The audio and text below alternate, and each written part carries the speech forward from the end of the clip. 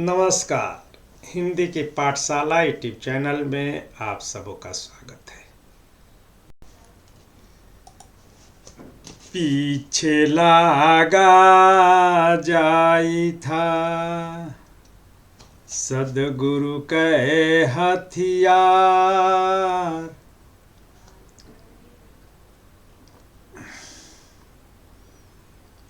पीछे लागा जाई था लोक वेद के साथ, आ गए थे सत गुरु मिलया दीपक दिया हाथ कबीरा, दीपक दिया हाथ।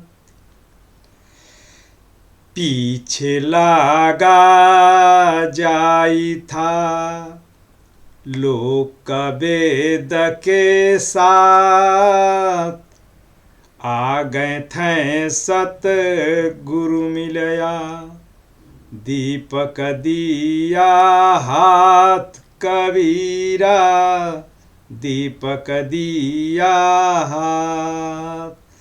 तो इसका संदर्भ है कि प्रस्तुत साखी निर्गुण काव्य धारा के श्रेष्ठ संत कवि कबीर दास जी द्वारा रचित है, जो डॉक्टर श्याम सुंदर दास द्वारा संपादित कबीर ग्रंथावली के गुरुदेव को अंग से लिया गया है।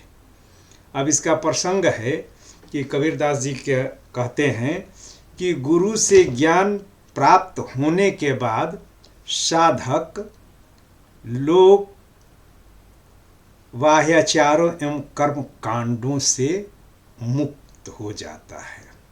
अब इसमें जो है कठिन शब्दों का अर्थ, तो दीपक का मतलब जो है दिया, दीपक ज्ञान की ज्योति प्रदान करने वाला दीपक, और लोक का मतलब होगा संसार और सांसारिक लोकाचार, और वेद का मतलब अर्थ हुआ शास्त्रीय कर्मकांड ज्ञान के जो है कि कोश, थे का मतलब थे, मिलिया माने मिले।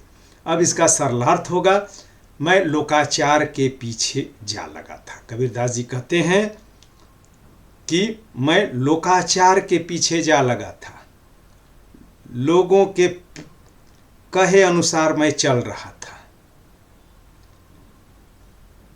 तब तक गुरु मिल गए, और गुरु ने क्या किया कि मेरे हाथ में ज्ञान का दीपक थमा दिया।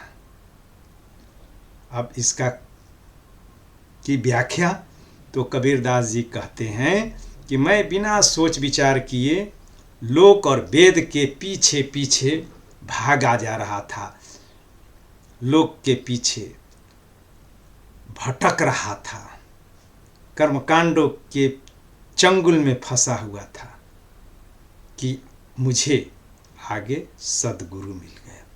और मिलने के बाद क्या हुआ कि सदगुरु ने मेरे हाथ में ज्ञान का दीपक थमा दिया। अब इसे कहने का आशय यह है कि शिष्य लोक और वेद की मान्यताओं, कर्मकांड एवं लोकाचार, रीति रिवाज एवं व्यवहारों के चक्कर में पड़ा हुआ था।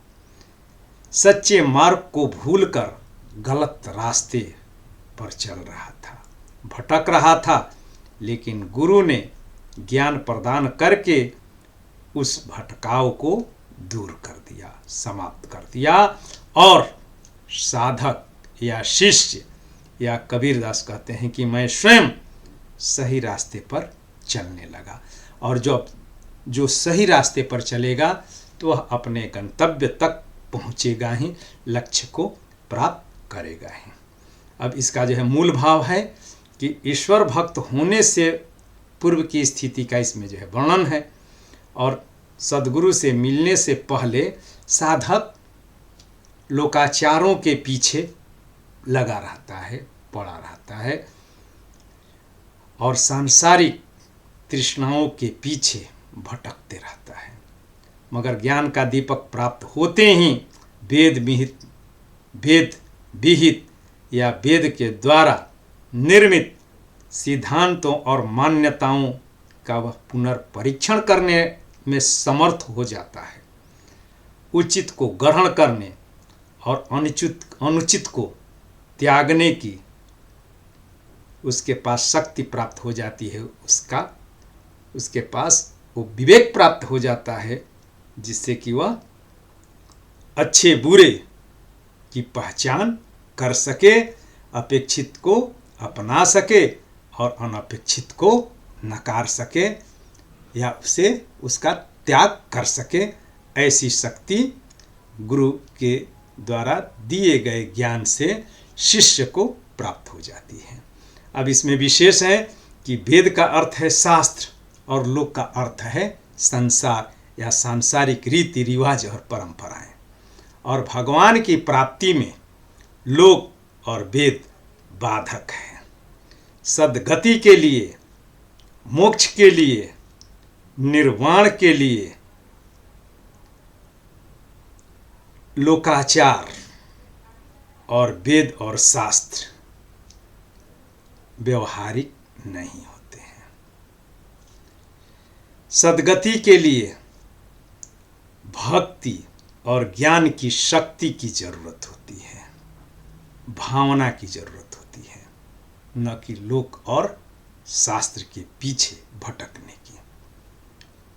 दूसरा है कि इसमें रूपकातिशयोक्ति अलंकार है। दीपक में रूपकातिशयोक्ति अलंकार है, यानी कि यहाँ दीपक के साथ ज्ञान का रूपक बांधा गया है और गुरु के द्वारा जो ज्ञान दिया जाता है वह ज्ञान दीपक, और दीपक क्या होता है? प्रकाशित करने वाला, अंधकार को दूर करने वाला और सही रास्ता दिखाने वाला। तो इसलिए इसमें रूप का तिस्योक्ति अलंकार है। और यहाँ पर दीप द और द, दीपक दिया हाथ में, द और द की आवृत्ति होने के कारण 6 का अनुप्रास है, और साथी और हाथी में थ की आवृत्ति होने के कारण अंत्यानुप्रास अलंकार है। इसकी भाषा जो है मिश्रित है, तत्सम शब्द है इसमें, मगर उस तत्सम को कबीर की भाषा के बारे में हजारी प्रसाद द्विवेदी कहते हैं कि कबीर दरेरा दे करके भाषा को भाव के अनुरूप बना लेते हैं। तो वैसे ही उन्होंने तत्सम शब्दों को भाव स्पष्टता के लिए अपने भाव के अनुरूप ढाल करके सरल, सहज और सपाट अर्थ देने वाला बना दिया है। बहुत बहुत धन्यवाद। अब